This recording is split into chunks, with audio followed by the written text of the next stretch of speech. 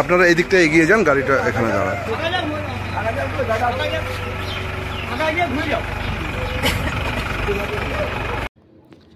গতকাল শুক্রবার সন্ধ্যায় প্রয়াত হলেন বাম নেত্রী সুরভি মুন্ডা।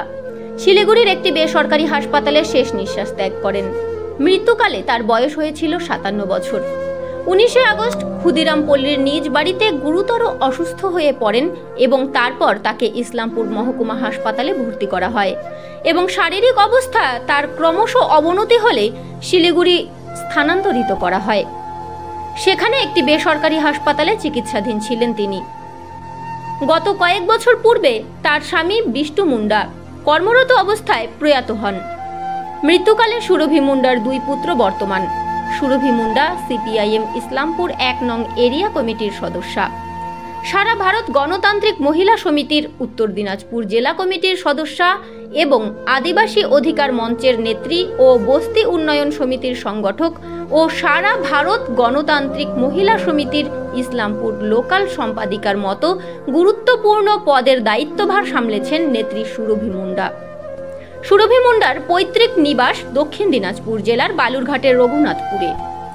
শ্বশুরবাড়ি দেবীঝোড়া চা বাগান এলাকায়। তার শ্বশুর প্রয়াত গোপাল মুন্ডা বাগিচা শ্রমিকদের নিয়ে দার্জিলিং জেলার প্রয়াত শ্রমিক নেতা বীরেন বোসের সহযোগিতায় লাল ঝান্ডার ইউনিয়ন গড়ে তুলেছিলেন। পরবর্তীতে সুরভির ভাসুর প্রয়াত শিবরাম মুন্ডা লাল ঝান্ডার ইউনিয়ন সম্পাদক ছিলেন।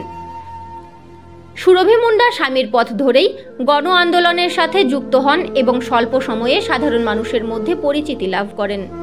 সিপিআইএম উত্তর দিনাজপুর জেলা কমিটির সদস্য স্বপন গুহ নিয়োগী শোক ব্যক্ত করে বলেন, সুরভির পরিবারের সাথে দীর্ঘদিনের সংযোগ। তার অকাল প্রয়াণে শোক প্রকাশের ভাষা নেই।